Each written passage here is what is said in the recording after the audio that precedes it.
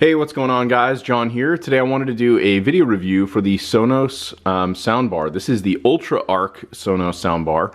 In this video, what I'm going to do is walk through some of the features of the actual soundbar itself, the controls, and we're also going to take a look at the Sonos app, and I'll just kind of walk you through some of the things with this. Due to copyright reasons, I won't be playing any music on this, but I can assure you the sound quality on this is absolutely phenomenal. Let's kind of go through first the soundbar itself.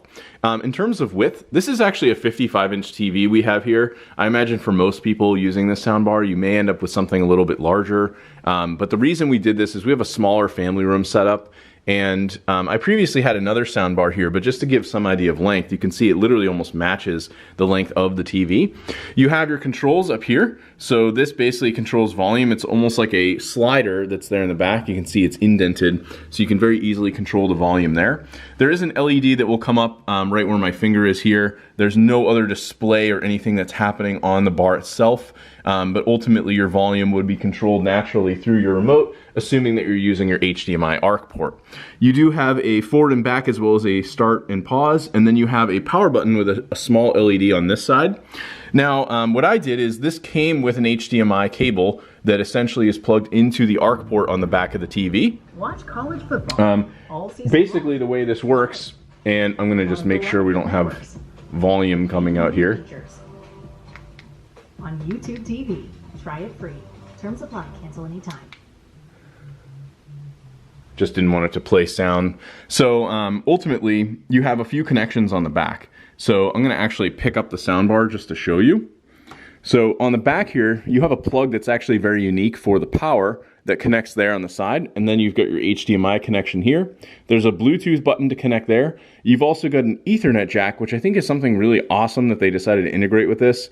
Even in my case, I'll show you a setup we have here with this TV. We've also got a microphone button, so you can use this with apps like Alexa, for example, to ask it questions. You can also directly ask the Sonos specific things, like you could say, "Hey Sonos, turn the volume down," and you can see it actually comes up here and is hearing my voice and will actually do that command.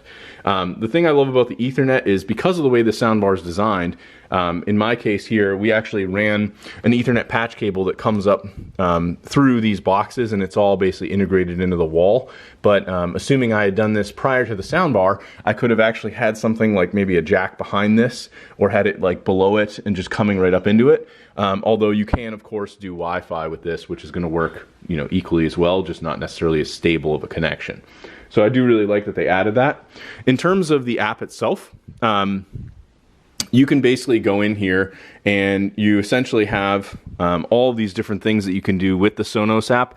I'm going to basically just run this, and I think I actually have to just make sure the bar is on and has sound playing through it. And this should allow me to connect this. And here you can see during the setup, you can add specific services like radio stations, Spotify. You have the ability to control your audio. You can check your different sources you're connected to, and you're able to go through pretty much anything that you would want to do with the actual ARC. This also has the ability where you can run a sound test, and based on your room size, it will determine what's going to be best in terms of how the sound is actually going to go through the room.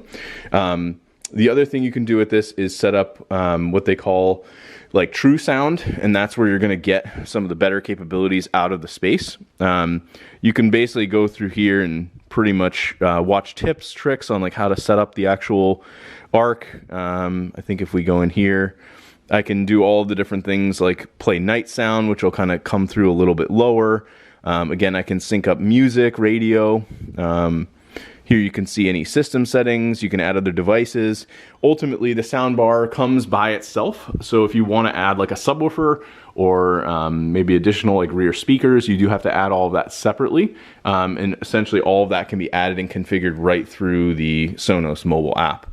You can also set up sync where, like, let's say you have Sonos in another room, you could actually play the speakers simultaneously in all of the different rooms and basically be able to do that with your devices. So ultimately, I was able to go into the app, set up all of the settings within the ARC, configure it with a room. Here you can see I can add, subwoofer, surround speakers, and then I was able to set up the True Play, as I mentioned. You have your EQ, height audio, volume limits. You can do spatial music, home theater settings, all these different things. I mean, this just has so many features and a lot of different things. Here's the Sonos voice control, so you can even add other voice assistants if you want.